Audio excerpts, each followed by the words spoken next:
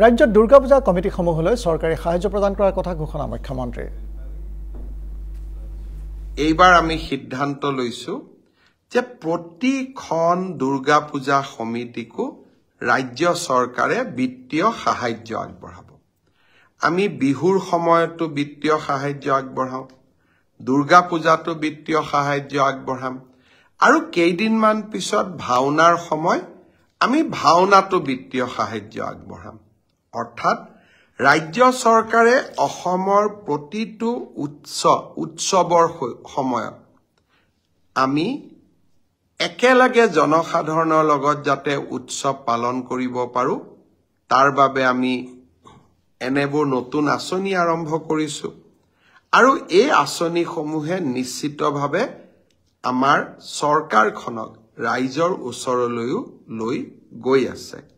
মই শাৰদীয় দুৰ্গা পূজাৰ যিসমূহ সমিতিয়ে এতিয়ালৈকে উপায়ুক্তৰ বা আয়ুক্তৰ কাৰ্যালয়ত যোগাযোগ কৰা নাই তেখেতসকলকো মই অনুৰোধ কৰিম যে আপোনালোকে আয়ুক্তৰ কাৰ্যালয়ত যোগাযোগ কৰিব, যাতে দুৰ্গা পূজাৰ বাবে নিৰ্দিষ্ট ধনৰাশি আপোনাৰ পূজা সমিতিখনেও পাব।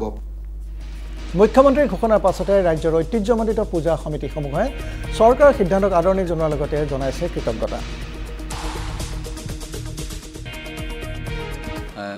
চৰকাৰে এবাৰ এটা ব্যৱস্থা গ্ৰহণ কৰিছে পূজা সমিতিসমূহক কিছু সহায় কৰাৰ। আগতে বিহু সমিতিবিলাককো তেওঁলোকে ধনৰাশি দি পেলাই সহায় কৰিছিল। যি ধনৰাশিয়ে নহওক কেলে এই পূজা সমিতিবিলাকলৈ আগবঢ়োৱাটো চৰকাৰৰ এক যোগাত্মক পদক্ষেপ বুলি আমি বিবেচনা কৰোঁ। পূজাৰ মূল অনুষ্ঠানটো খুব ভালকৈ কৰিব পাৰিব। আমাক এনেকুৱা লাগিছে যে চৰকাৰে নিজেই মানে আমাৰ ৰাইজৰ ওচৰ চাপিবলৈ চেষ্টা কৰিছে, সেইটোৰ বাবে চৰকাৰ ধন্যবাদ। আগতে এনেকুৱা ধৰণৰ পদক্ষেপ আমি দেখা পোৱা নাই। ডক্টৰ হিমন্ত বিশ্ব শৰ্মাদেৱৰ প্ৰচেষ্টাত এনেধৰণৰ কথাবোৰ হোৱাৰ কাৰণে আমি সকলো বৰ আনন্দিত হৈছোঁ। এইটো আমাৰ কাৰণে সদায় আদৰণীয়, কাৰণ কিয় আমি বহুত আগবাঢ়িব পাৰিম কিছু পইচাত ধন পালে, কাৰণ সমাজৰ পইচাৰে অকল নহয়।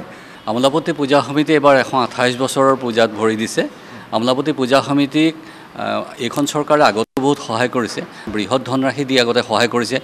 এবাৰ যদি আমাৰ ইয়ালৈ তেখেত আহে, বিনাপানী পূজা সমিতিলৈ যে এপাক আহি এপাক চাকৰি বন্তি জ্বলাই যায় আগৰ 2 বছৰৰ দৰে, আমি পৰম ধন্য হ'ম।